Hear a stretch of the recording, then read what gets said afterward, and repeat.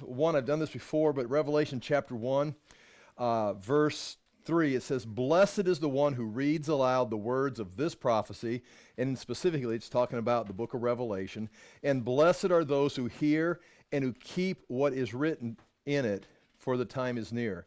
So the idea of looking at this end times and Revelation, it's, there is a sensational side to it. There is like this, this spiritual, it's just that goofy feeling of what's, prophecy. But this book begins with the idea that the one who reads this and has a world view, life philosophy, with this being part of it, you will be blessed. Now again, it's tough in the modern Western church of blessed. Well, blessed means rich and healthy and a happy life. It's like, well, I think in the midst of the chaos of this age that's being described in the end times, or any time in your life, you have a perspective of life. And I think you can see a difference between believers and non-believers, even in this time period today, are believers that are in the Word and just believers that go to church for the emotional high and the fellowship. Is like there is a strength in knowing as everything deteriorates, which it will deteriorate. I mean, even our lives are expiring. It's like, well, everything's going to be fine. Well, no, we die in the end. It's like, what? Well, I don't think, it's like, read the book. I mean, read history. We die at the end of the story. But for the man without Christ, that's scary. That's hopeless. That's just the end. For us, it's like, it's a transition. So blessed is the one who reads this and takes this to heart. Understand, when everything starts falling apart, it's going to be fine. It may not be fine today, but it will be. And then the other thing as we begin this or continue this is those who were the scholars of the Old Testament, of the Jesus ministry. They understood end times, or they understood the prophecies of the Messiah. But when it happened, they says, this is not it. We have our charts. And when Jesus walked in fulfillment of prophecy, he was rejected because he did not match their interpretation of Scripture. Now, he walked step by step, straight line, right through the Scriptures, exactly doing what the Messiah was to do when he came the first time as the suffering servant. He was precise, but he didn't match their charts. And so they rejected him. So what I've provided for you is a booklet of charts, which, putting it in perspective, is the people that had charts when Jesus showed up missed it. Okay, so it's like, well, so why study? Well, because we're supposed to study, because blessed is the one who looks at this and has a perspective. Your life will be blessed. But as we search through this, we always have to take a step back and say, well, that's what we can do today, and step back and say, well, be sensitive, because when things start to happen, it may not, it's going to be limited. It's going to be exactly in line with the Scripture, but it may not be exactly in line. In fact, if I hit a couple things right, I'm going to be excited, okay? So anyway, with that in mind, I just want to keep this in a perspective. Now, what we're looking at here in your booklet, and we're going to be reading a lot of Scripture today, but if you want to open up to page, and we'll just flip through it on page 6, and I've got that on the screen here. Page 6 of the notebook. This is the events that possibly, this is the beginning of the 70th week right here. These are the things that potentially take place. There's got to be a regathering of Israel to be in Israel. There's going to have to be a movement into the Temple Mount or into what we call East Jerusalem. All that's taken place. The third temple is either going to be built before the 70th week begins, or they're going to be given permission to build the temple. So all that's got to take place. Also, the world appears to go through some kind of a one world government period that's going to break into 10 kingdoms, maybe artificially, meaning they're just going to divide it up like a metric system. I don't know. And then that idea of the 10 kingdoms, it's worth noting, is that the world, when you read Revelation, the whole world. But if you go back into perspective, possibly, it may just be that Middle East area, like up in Europe a little bit. Well, just like Babylon, Persia, Greece, Rome. It may be that area. It may not even be dealing with North and South America. So again, I'm going to talk about the whole world being under the control of the Antichrist. But after I make that statement, it's like, well, it could just be the same empire that was marked by the beasts of Daniel. So again, that's where you got to be, sensitive. Nonetheless, 10 kingdoms, and then the little horn appears, and that's where he's going to then make that treaty with Israel. And what kind of treaty it is, well, you want to say a peace treaty? We don't know. Is he going to give them access to the Temple Mount? Is he Muslim? We know he comes from the people who destroyed the temple, so he's some kind of a Roman from that area, and we've got information in the book here that we can look at. But anyway, he's going to make that peace treaty. And then we've got information from both Jesus' teaching and Daniel's teaching about this first beast, the little horn, the prince, the king, the man of lawlessness, the Antichrist, who is the one who makes this. And we don't know who that is. It may be somebody. I mean, obviously, he's going to be evil. He's going to be the manifestation of Satan on earth. But be careful, because if he is in a democratic society, I might vote for him. Meaning he's not going to be like horns and flames coming out of his eyes, and he may be like, I'm not going to say a name, but it's going to be somebody that he's going to be able to be very appealing. But yet he's a beast. And that beast, that individual is also going to be a kingdom that's going to be a beast that's going to start destroying and conquering. Eventually, he's going to reveal himself at the halfway point. Israel will enter into a covenant of death with him, and that's what Isaiah calls Israel's covenant with death. And then we begin both the chapter 6 of Revelation and Matthew 24 of these things taking place. First, the white horse, the seals are broken, and a white horse and a rider appears. He came out conquering and to conquer. He's given a bow. That's followed by which, again, it's going to be a time of peace. The world doesn't think they're heading into the last 7 years of history as we know it. They think the coming of this Antichrist, the signing of this treaty, we're establishing world peace. So they're talking like we talked last week. It's like they're thinking peace. But as things deteriorate, God's going to make sure that peace begins to unravel. Next coming is going to be the red horse. The rider's permitted to take peace from the earth. So clearly there was peace, but this rider is released, and he's going to take peace from the earth. Possibly that peace can be Roman peace, in the sense of Rome had peace in their empire because their military was so powerful. It was called Roman peace. And that's really, in the fallen age, whoever has the biggest stick can establish peace. If there's no power, it's just gang warfare. And so right here, the second rider is given a great sword to take peace from the earth. And so whatever the Antichrist thought he had going, it starts to deteriorate. Matthew 24 matches that. It's the next thing Jesus says: wars and rumors of wars, nations rise against nation, kingdom against kingdom. It happens throughout time, but it will be taking place here. Then the third seal, the black horse, the rider who had a pair of scales, it's famine, and possibly, we said last week, the rationing of food. You have to work a day for your food, which would include a loaf of bread for yourself, but also barley, which would be enough for your horse. A Roman soldier would be paid for a day's wage of bread and to take care of their horse, which in our world would be enough to get yourself bus fare to get to work and back, or gasoline for your car for a day, if we put it in that case. If you're talking about not necessarily a Roman soldier. And then 5, this is the fifth seal. It's getting pretty serious. Matthew talks about there will be persecution, killed for the sake of Jesus' name, Matthew 24:29. Matthew 24:10, there'll be persecution. There'll be a great falling away, Jesus says, falling away and betraying one another. So the falling away is because the church, again, we haven't talked about the rapture here, but apparently there's believers here. Now, if you want to have a pre-trib rapture, you're gone. But now when we get into the end times, if it's Daniel, if it's Matthew, if it's Revelation, there's believers here. Some are Jewish believers, some are Jewish unbelievers. There is the nation of Israel has been regathered in unbelief. So you could break Israel easily into 2 groups. There are the Jews who are unbelievers in Christ. Then there are going to be Jews that are believers in Jesus Christ, which we'd call them Christians. But you can actually, especially when you look at the world today, there's a third group called just secular Jews. They're like Jews by nation, but they're, I don't want to say atheistic, but they're humanistic. It's like we're not looking for God, we're not looking for religion. We are a Jewish national state.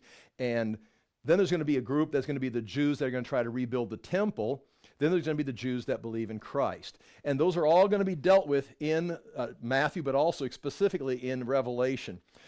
So during this chapter 24 of Matthew, Jesus talks about persecution, a great falling away, because they will be persecuting believers in Jesus Christ. Up until this point, before the halfway point, the Jews are at peace with the world because they've got that covenant. That's going to take place on the next screen where that covenant with death is broken and all chaos breaks out in Israel. Now, nonetheless, Jesus talked about falling away, the persecution. 2 Thessalonians talks about the apostasia. It says there'll be a falling away, a defection away from Christ, which is very clear. We talked about that before. And this fifth seal is where we see, remember, the first four seals have horses and riders. That fifth seal, when the seal is broken on the scroll, this now shows you the slain under the altar in heaven. And they have died because of their testimony of the word and of Jesus Christ. They are believers, and they are in heaven waiting. And again, I don't want to be, what's a word for this? Ridiculous is not the word I'm looking for. But I don't want to make keep trying to be a dirt head about it. But some of the things we read in Revelation are not very, quote, Christian. What I mean, Christianese. I mean, churchy, Western Christianity of, well, just be nice, be tolerant, just get along with everybody. A lot of the things in Revelation are John's style. I mean, the sons of thunder. It's like this is truth, this is a reality, and whenever you have truth, you're going to have opposition. We have opposition, you have to stand against it, you're going to have conflict. Jesus, I tell you this on Tuesday night, I asked one of my boys, I says, what is better? What is better? What are you looking for? And you can say, in a church. Are you looking for a unifier or a divider? When you're looking for in leadership, are you looking for a unifier or a divider? Well, we're looking for a unifier. If you're going to hire a pastor, you want a divider or a unifier? Well, we're looking for a unifier.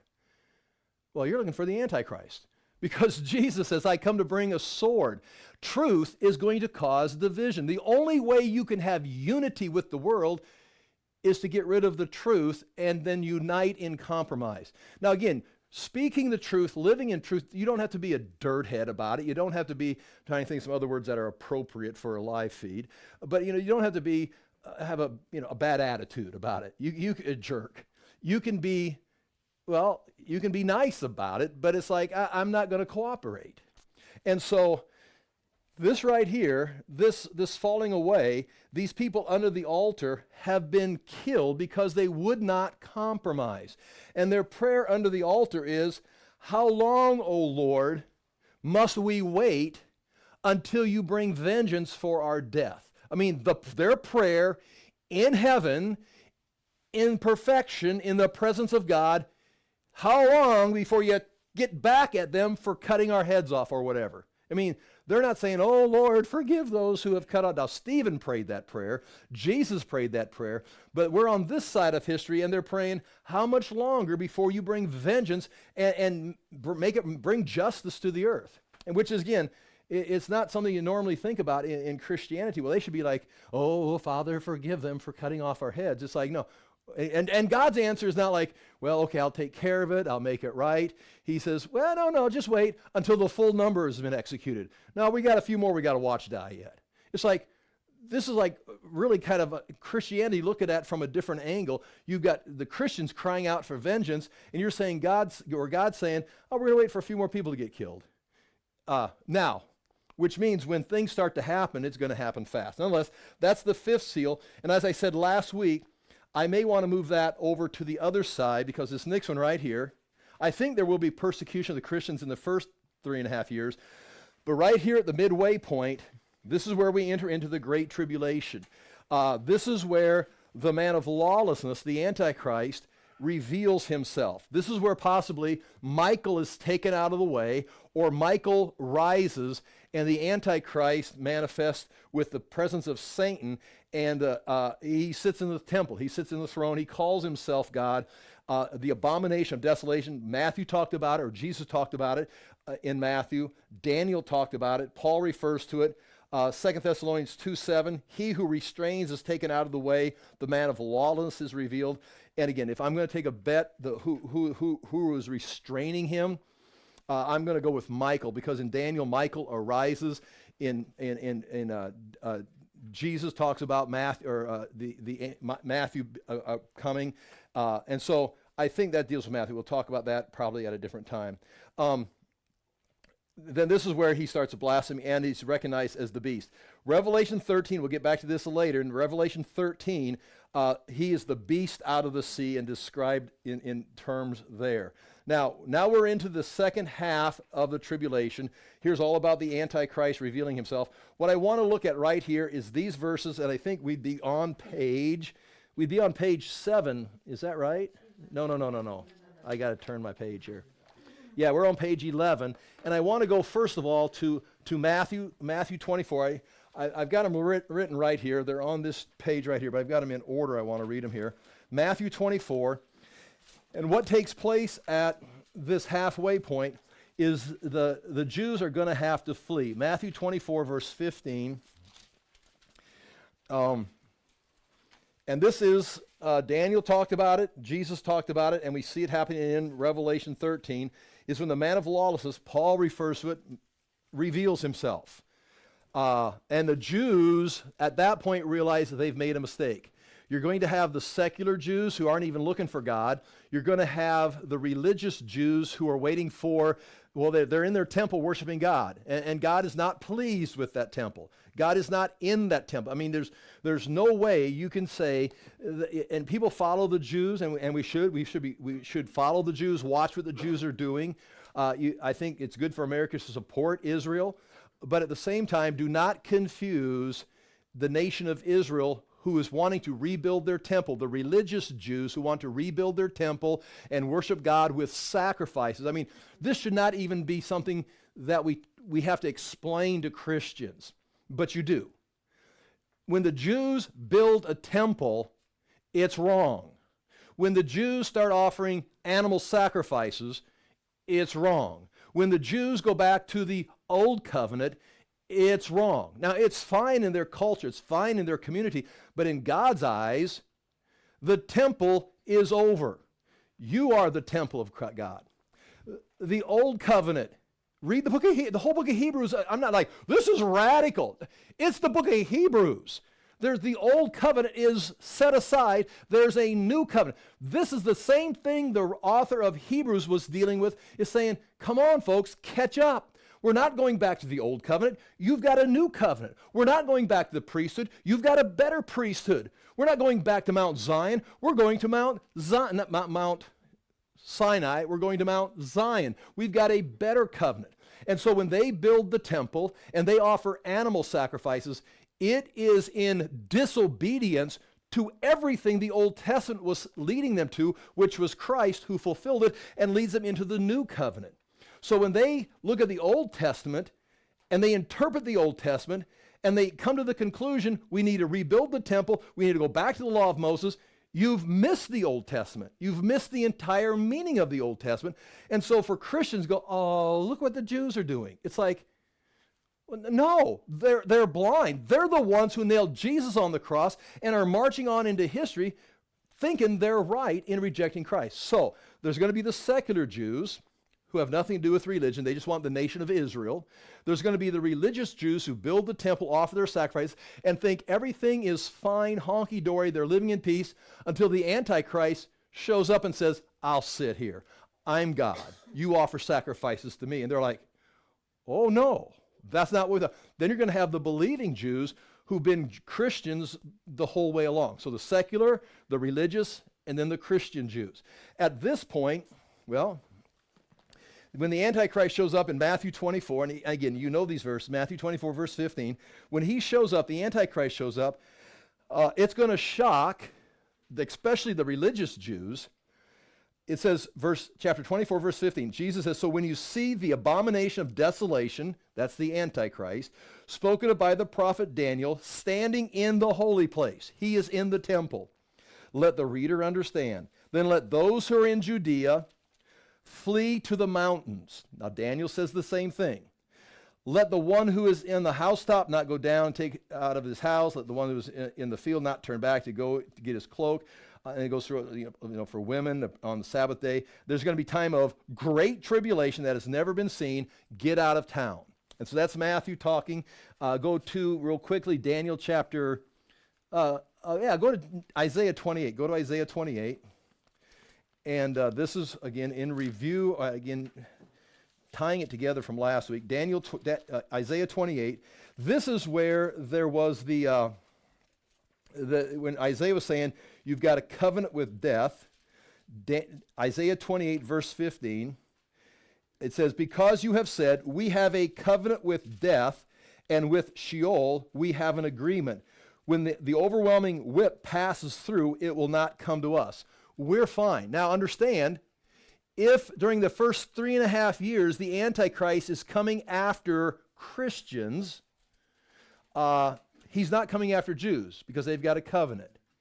And they've made a covenant with death. And again, the Jews are not going to run to help the Western Christians, or again, if there's a rapture or whatever's left, however there's believers on the earth, so there's going to be believers either one way or the other.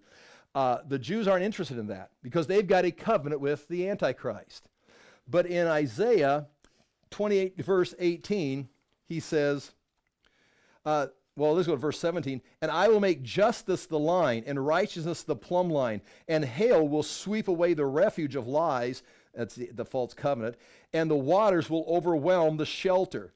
Then your covenant with death will be annulled. Your covenant with the Antichrist will be annulled, and your agreement with Sheol will not stand. When the overwhelming scourge passes through, you'll be beaten down by it. And it goes, as often as it passes, it will strike you. And that'd be what Jesus is referring. When you see that, you better run and hide. And go to Daniel chapter 11. And you know these verses also. But Daniel 11 points this out. In fact, he tells you where to go to. Daniel chapter 11, verse 41. Daniel 11, verse. All right, chapter 11. I'll begin in verse 38, talking about the king. That's the prince, that's the beast, that's the Antichrist. Daniel 11, verse 38. He, the king, shall honor the God of fortress instead of these. A God whom his fathers did not know he shall honor. Which is interesting. The Antichrist is going to honor a God his fathers did not know. Which means he's going to come from the Romans who destroyed the temple, the lineage from that. But he's going to worship a God they didn't know. That's a lot of gods the Romans knew. But he's going to honor a God they didn't know. Now, what does that mean? A different God. I mean, you could insert Islam in there because Islam arose, 600s after this time period. It could be some new technology God. I mean, I don't know. I mean, it's just right there. A God whom his fathers did not know, he shall honor with gold and silver, with precious stones and costly gifts. Verse 39, he shall deal with the strongest fortresses with the help of a foreign god. And that foreign god, most likely, I would say, is Satan. It's Satan's going to empower him. Those who acknowledge him, he shall load with honor. He shall make them rulers over many and shall divide the land, that's the land of Israel, for a price. So he'll start selling the land of Israel. Verse 40, at that time of the end, the king of the south will attack him, but the king of the north shall rush upon him like a whirlwind, which goes into that idea that there is going to be a lot of nations still in power. I mean, he's ruling the world, but if he's ruling the world, who are the king of the north, the king of the south, the king's coming from the east? There's a lot of kingdoms that are going to close in on him in Jerusalem at the end. Verse 41, he shall come into the glorious land, and tens of thousands, glorious land be Israel, and tens of thousands shall fall, but these shall be delivered out of his hand. Now this is important. He's coming into Israel, into Jerusalem. He's going to sit himself in the Temple Mount. He's going to have problems from the king of the north. Who's that? The king of the south. Who's that? We know in Revelation, the kings of the east are marching across the Euphrates. So he's got world problems.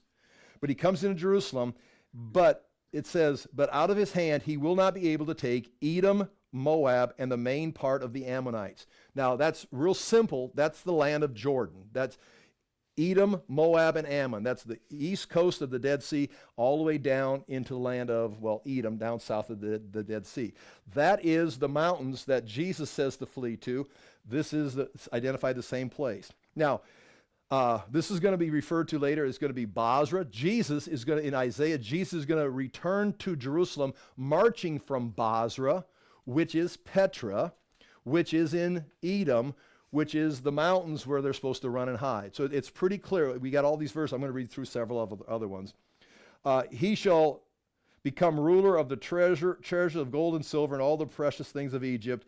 Okay, he goes on and talks about some other countries. Okay, that is Daniel 11:41. Go to Ezekiel 20. All you got to do is go back a book to the left. Ezekiel chapter 20. And this is interesting. Because in Ezekiel chapter 20, beginning in verse 35, and actually I think we'll begin,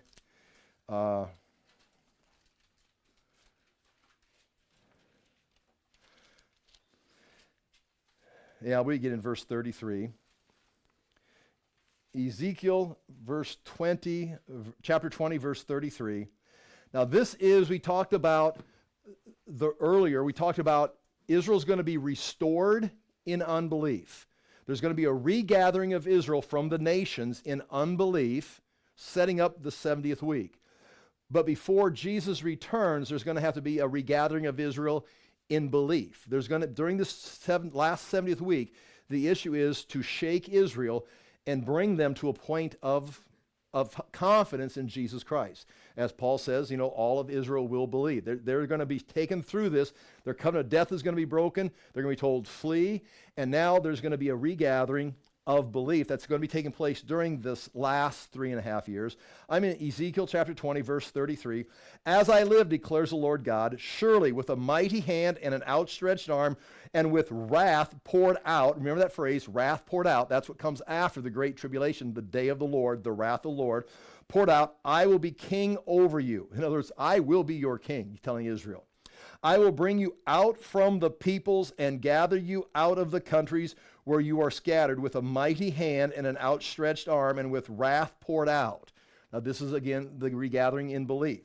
And I will bring you into the wilderness of the peoples, and that wilderness of the peoples, that could be the mountains, that could be Edom, Moab, and Ammon, that could be, Basra. I mean, it's all the same place. It could be. And there I will enter into judgment with you face to face. Now, this is not necessarily the sheep and goat judgment. When Jesus speaks in the book of Matthew in the New Testament, he talks about when I come in glory, when the Son comes in glory, he'll separate the peoples from like sheep from the goats. He's going to judge the nations. This is not him judging the nations. This is him judging Israel, and he's judging Israel south down in Edom, in the wilderness. He's going to go down, because that's where, again, it all keeps fitting together. There I will enter into judgment with you face to face, as I entered into judgment with your fathers in the wilderness of the land of Egypt. And that wilderness now, down in Petra, Basra, you're right there in the middle of the 40 years of wandering where he took them in the wilderness and judged Israel in the days of Moses. Now he's got them back down there again. As I entered into judgment with your fathers, verse 30, is that a 6? Yeah. In the wilderness of the land of Egypt, so I will enter into judgment with you, declares the Lord God. I will make you pass under the rod, and I will bring you into the, watch this, into the bond of the covenant. I will bring you into the bond of the covenant. Now, there are 3 covenants that we've talked about. There's the old covenant of Moses, the law of Moses. There's the covenant that the Antichrist has signed with him, the covenant with death, that's just been annulled at the halfway point. And then he's going to take them into the wilderness and bring them into the covenant. Well, he's not bringing them back into the Old Testament covenant. What covenant is he bringing them into? And everybody said, the new covenant. Jeremiah 31, the book of Hebrews, we have a better covenant. You haven't accepted it the first time, so I'm going to take you through history, have you go through some trial. I'm going to take you down here, make you pass under the rod, and I'll bring you into the new covenant. Now do you understand? I will purge out the rebels from among you. Who are the rebels? We need to have the old covenant. Well, you're gone. And those who transgress against me. That could be if you want to just the secular Jews, if you want to just stay with the theme, I don't know. I will bring them out of the land where they sojourn, but they shall not enter the land of Israel. Then you will know that I am the Lord. I will take them into the wilderness, but they're never coming back into Israel. So he's going to take them out, and after he purges them, he's going to take the believers back. And that's where you see in Revelation 144,000 standing on Mount Zion with the Lamb. Let's go to, after that one, I've got 4, 5. Oh, yeah. Go to Revelation 12. Since we're doing this, let's just do it right. And I throw up a disclaimer here, remember. Revelation 12, verses 4 through 6. We'll get to this in context later. Chapter 12, I'm not sure how else to do this. Chapter 12 of Revelation.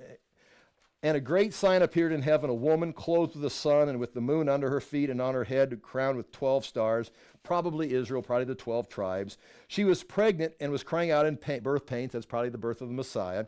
And agony was giving birth. And another sign appeared, besides the woman, Israel, the 12 tribes giving birth to the Messiah. And behold, a red dragon, well, that's Satan, with 7 heads. That's, again, now we go to the 7 heads of the nations, the 10 horns, that's the 10 kings. And his heads of 7 diadems. His tail swept a third of the stars from the heaven. That's the angels that followed him. Cast them to the earth. That's the angels who are now trying to control history and earth. And the dragon stood before the woman who was about to give birth, so that when she bore her child, he might devour it. In other words, if Satan can destroy the Messiah, game won.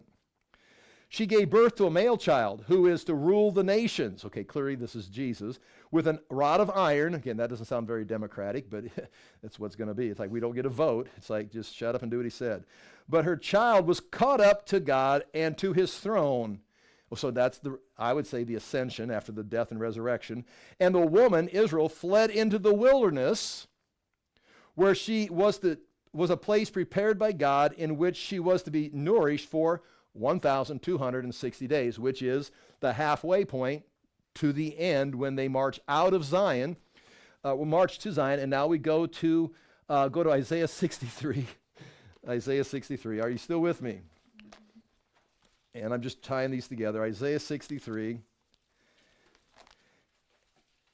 And this is where the Lord's met with them. They've been in the mountains, Moab, Edom, and Ammon. It's Petra, it's Basra, it's the wilderness where they've been for 40 years. The Lord is judging between them and not letting the rebels return. And now chapter 63, actually what I want is, this will work, verse 1. Chapter 63, verse 1. Again, a great set of verses. Now remember, Isaiah 53 is describing the Messiah, but he had no glory. Doxa. No glory, well, that'd be the Greek word for it. No glory that we should be attracted to him. In other words, he didn't look like God. I mean, he looked like, that's why it's like, you're not God, you're a carpenter. He looked like a man. Now, he was God, but he came as the suffering servant. That's Isaiah 53. It says, he had no splendor. He had no majesty.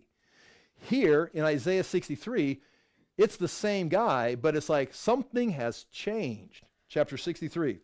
Who is this who comes from Edom? Now, understand that's south of the Dead Sea. That's the wilderness. In crimson garments from Basra. Basra is right beside Petra. It's the capital. Petra is the capital of the Nabateans. Basra is the capital of the Edomites and the same land at different times. But that's where he's at. He's in Petra. You know, Indiana Jones riding his horse through Petra. The first of that. That's where they're at. In crimson garments from Basra. He who is splendid in his apparel, marching in greatness of his strength. And that word again, splendid, that's the word glory. Who is this striding forth in garments stained red in glory? It looks like God is marching out of Basra, out of Edom, from Petra. Who is this? Well, now that you ask, it is I, speaking in righteousness, mighty to save. Why is your apparel red, and your garments like those who've treaded the winepress? Why are you filled with red wine, it looks like? Well, I've trodden the winepress alone, and from the peoples no one was with me.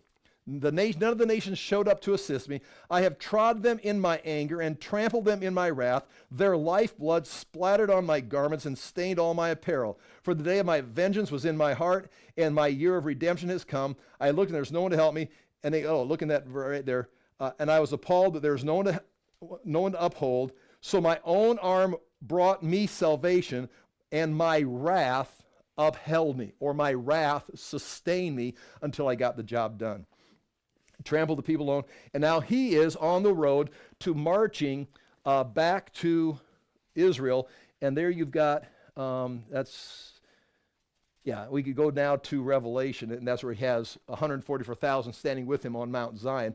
And that's, again, very interesting, because now we're into the time where we're way at the end of the 70th week now, where he's marching in from Basra, and there's battles in Jerusalem. And it's not just Jesus Christ coming out of heaven, striking everybody, dropping dead, and then we have a picnic in the Kidron Valley. It's war, and the Jews will be fighting. That's Zechariah, Zechariah talks about the battle of Armageddon. It's more than just Jesus coming back.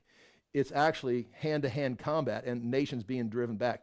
Well, it says half the city will be taken, and they'll start exiling people out, and then the Lord will return. And that's going to come up later. But nonetheless, I wanted to point that out at this halfway point right here, if we still have it on this.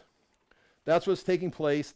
The halfway point, they flee, and then down there in the wilderness, there's a meeting with the Lord, how that all takes place, and then eventually he's going to judge them and then bring them back into Jerusalem, the believers. And those believers could be, again, Christian Jews. They could be secular Jews that converted. They could be religious Jews that converted, but those that don't convert are going to be taken out, eliminated, and the faithful will be returning back. Okay, and that's where it says all of Israel will be saved. Okay, now, this next part right here, we don't want to go into this yet right here. The Revelation 13, the second beast from the earth, that's again there's the first beast from the sea, that's the Antichrist. The second beast is going to be like the false prophet. Jesus says there'll be false Christs and false prophets. Revelation talks about the false prophet who forced everyone to receive the mark is judged. 2 Thessalonians 2:9, the coming of the lawless one, the first beast will be by the activity of Satan, all signs and wonders, the signs and wonders performed by the second beast. Matthew 24, for then there'll be great tribulation. Daniel 12:1, that time Michael will arise, and it'll be a time of great trouble. Oh, this will be a good verse to look at right here. We'll just read this right instead of looking at it. Right here, Daniel chapter 12, verse 1. At that time shall arise Michael, the great prince, who has charge of your people, that'd be Israel. And there shall be a time of trouble, such as never has been since there was a nation till that time. So again, this is, some people say, well, this is 70 A.D., but it's beyond 70 A.D. And then Daniel chapter 12, coming in that same chapter, at the end of Daniel, the question Daniel asks is, how long shall it be till the end of these wonders? How long does this go on? The answer, it would be for a time, times, and half a time. So times 2 years, time 1 year, half a time, half a year, 3.5 years, 1,260 days. It'll be for times, time, and half a time, and that when, watch this, and that when the shattering of the power of the holy people comes to an end, all these things would be finished. So what's taking place in that last 1,260 days?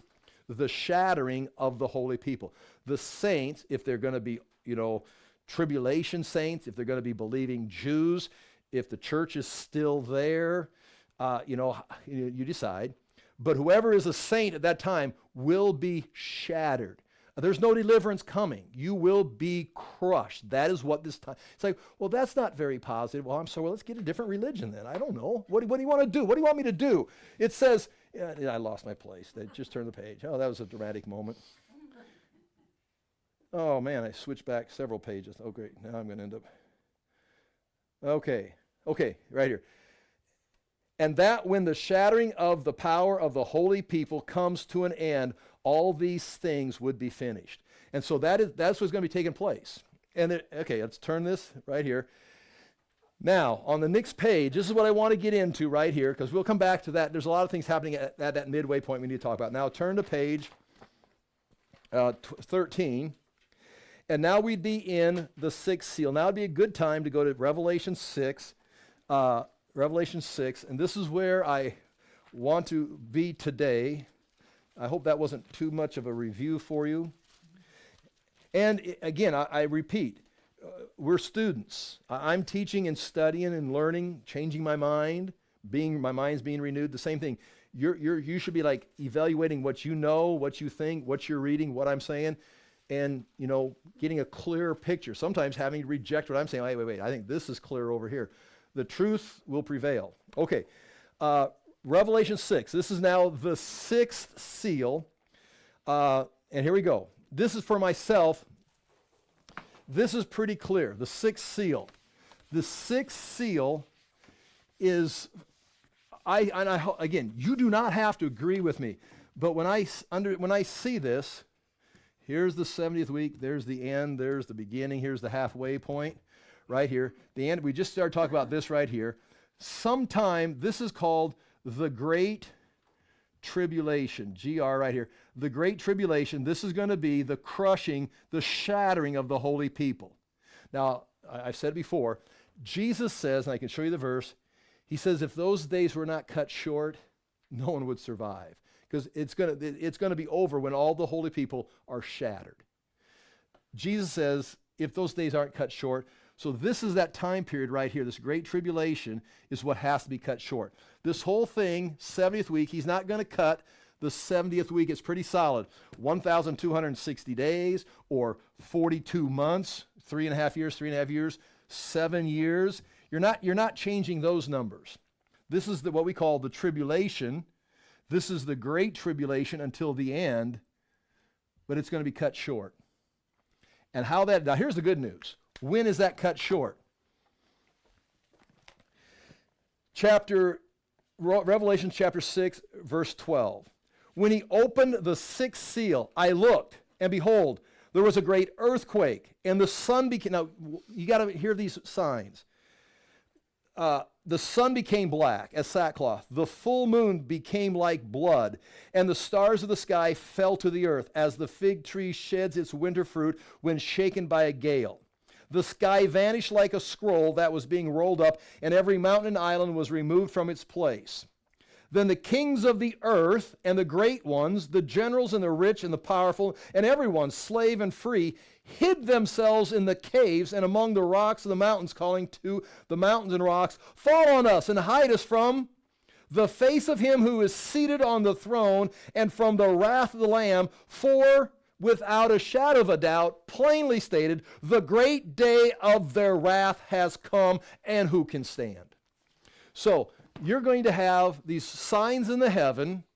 It's going to be something that is seen. Everybody on earth is saying, oh no, and they're hiding and saying, who is able to endure this? Who can stand?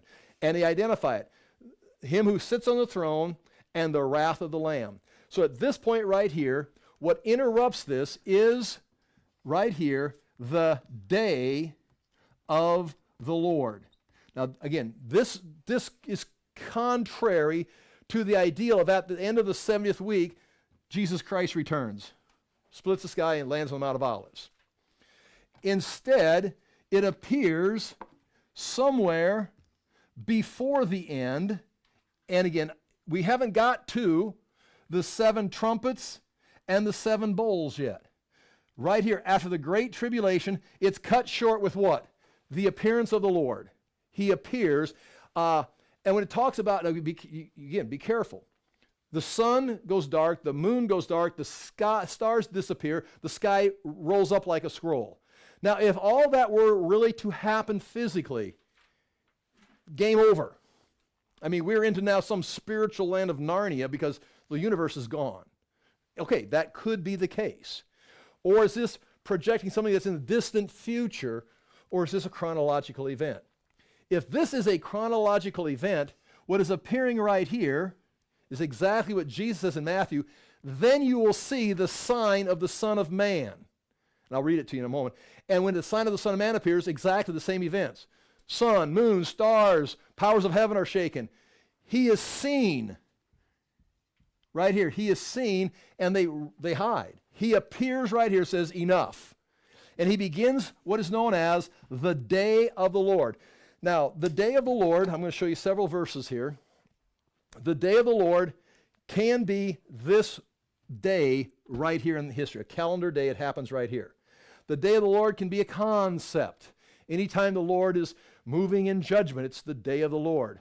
The day of the Lord could be this event, a theophany, anytime the Lord appears, like on Mount Sinai or against the Midianites, or he shows up and he manifests somewhere. That can be the day of the Lord. So you got to think which one of those is the day of the Lord. Now, what we have now on page 13, if I dare do this again, well, I'll read what I can here and then maybe go to a few verses. Go to page 13 and look at the bottom right there beside the seal, Matthew 24, 29 through 31. Watch. Immediately after the tribulation of those days, the tribulation of the great tribulation, the sun will be darkened. That matches. The moon will not give its light. The stars will fall from the heaven. The powers of the heavens will be shaken. Meaning something, the powers of the heaven. That could mean angelic powers, not just planets, but it can be. That's when Satan's cast to the earth, or that's when the Apollyon is sent to the earth, and he given the key to release the powers of the abyss. The powers of heavens will be shaken. Then will appear. Watch. Then will appear in heaven. Jesus' words. The sign of the Son of Man. And this is kind of what he referred to the high priest as. You'll see me come in clouds of glory, and then you'll know. And then all the tribes of the earth will mourn. Every nation of the earth will mourn, and they will see the Son of Man. Now, what does it mean when Jesus says they will see the Son of Man? Well, I mean, if I read this literally with no preconceived ideas, Jesus is appearing in the sky, and the nation going, oh my gosh, hide us from, we see him, and here is this is the wrath. Hide us from him who sits on the throne and from the wrath of the Lamb. And now comes the day of the Lord, or the day of wrath on the earth, and everyone is in trouble. And I think right here in my mind is where I'm at right now. Not that I can't change or improve or grow. Jesus is visibly seen here. He's not on the earth. He's in the atmosphere. They're seeing him and realize we got to fight this. Because look what they're doing right here. They're running and hiding in caves. What's happening at Armageddon? It's a war. Nations are fighting who? The man, Jesus. They're actively fighting the man, Jesus. Now we call him God. He is God. But they're actively in battle against Jesus Christ. They're not battling Jesus Christ here. They're like, oh my gosh. So again, those are two different events. You can say this is the end of the 70th week. But the end of the 70th week, they're in battle against him. They're fighting back at him. Here, they're just running and hiding. Okay, I have ideas, but I'm also asking questions. Okay, that's Matthew. Stop, wait. And they will see the Son of Man coming on the clouds of heaven with power and great glory. That's exactly what he told the high priest. And that's when the high priest tore his garments.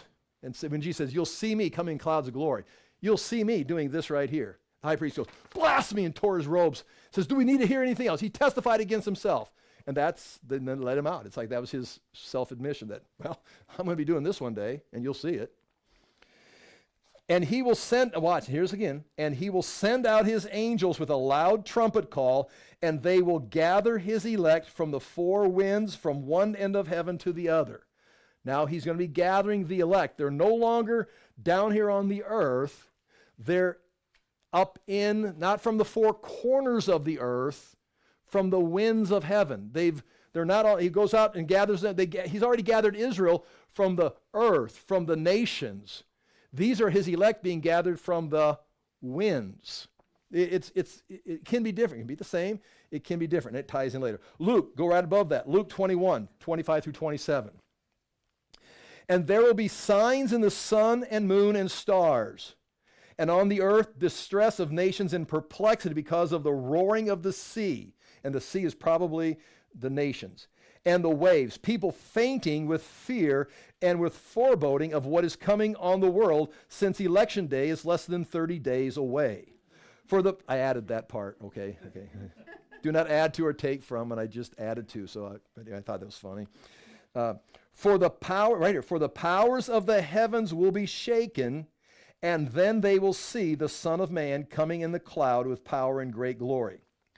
Now go to, we're going to have to do this. I hope you're okay. Go to Isaiah 13. What I want to show to you now is this day of the Lord, Isaiah 13, and how often it is used and how it's identified. And now is going to come the time. Is this talking about Isaiah 13? Are we talking about this calendar day right here in the future, the day of the Lord? Or are we talking about a concept of any time God comes in judgment? We're talking about theophanies when Jesus or the Lord appeared throughout history. But here it is. The day of the Lord is described the same way repeatedly. I'm in Isaiah chapter 13, verse 6 through 12.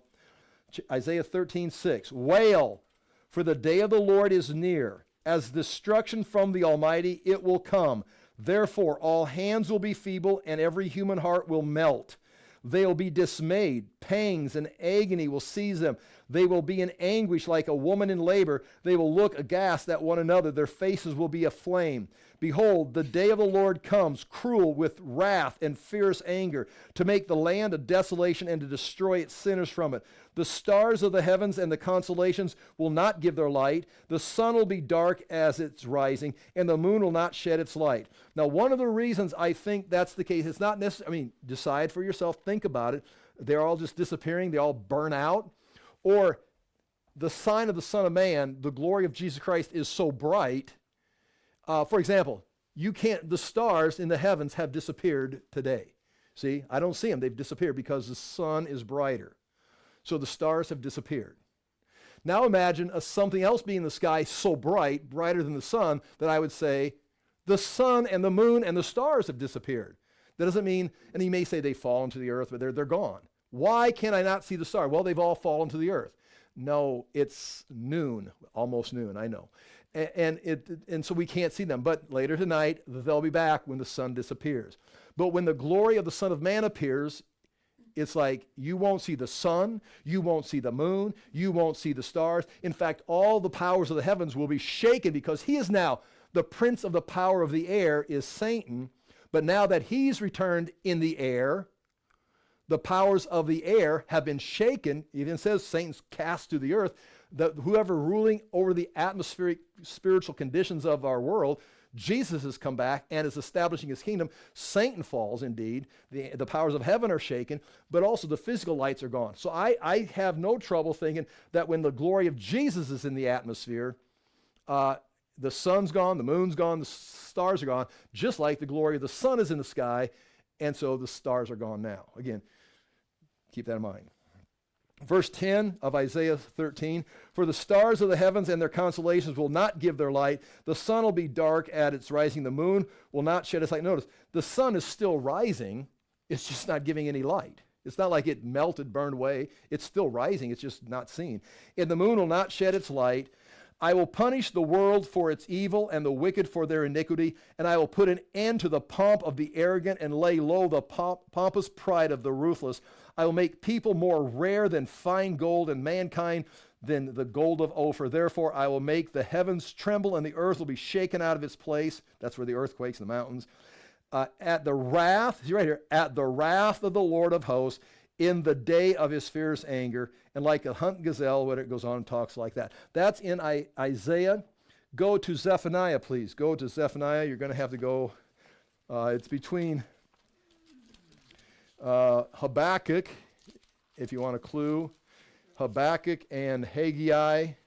So you go to the last book, Zechariah, go back from Malachi, Zechariah, Haggai, Zephaniah. Zephaniah chapter 1.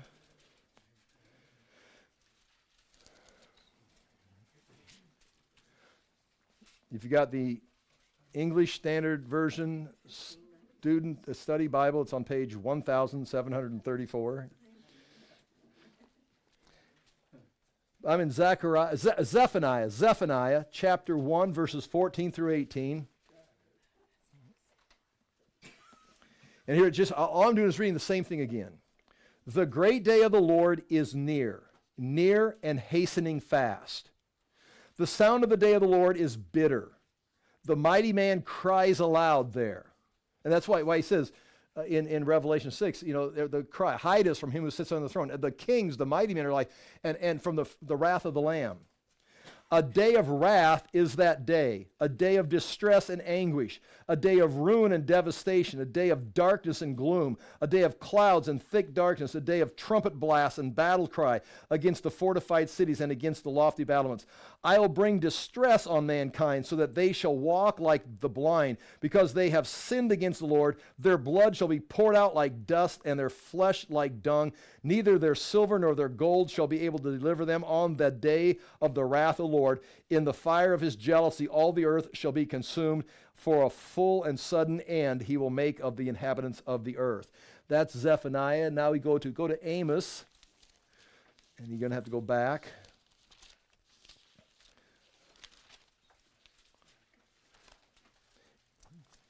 Amos chapter 5.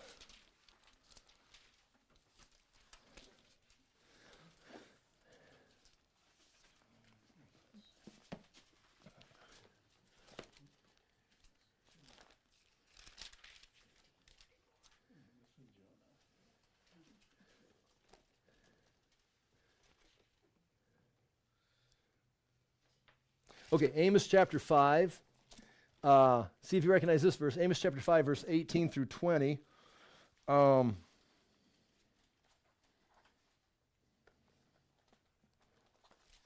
It says, therefore, thus says the Lord, the God of hosts of the Lord. In all the squares there shall be wailing, and in the streets they shall say, alas, alas. They shall call the farmers to mourning and to wailing, those who are skilled in lamentations. And in the valley they shall be wailing, for I will pass through their midst, says the Lord. Okay, verse 18. Woe to you who desire the day of the Lord. Why would you have the day of the Lord? Why do you want the day of the Lord? It is darkness and not light, as if a man fled from a lion and a bear met him. Meaning you're fleeing from the Antichrist only to meet the Lord. Or went into the house and leaned his hand against the wall, and a serpent bit him. Is not the day of the Lord darkness and not light, and gloom with no brightness in it? I despise your feasts. I take no delight in your solemn assemblies. Even though you offer me burnt offerings, goes through, and he rejects kind of their ideal of their temple. Now, very important, go to Joel chapter 2. Just go back to the next book, and we're going to quit with Joel chapter 2 and 3 and Acts. And you'll recognize this, Joel chapter 2, verse 31.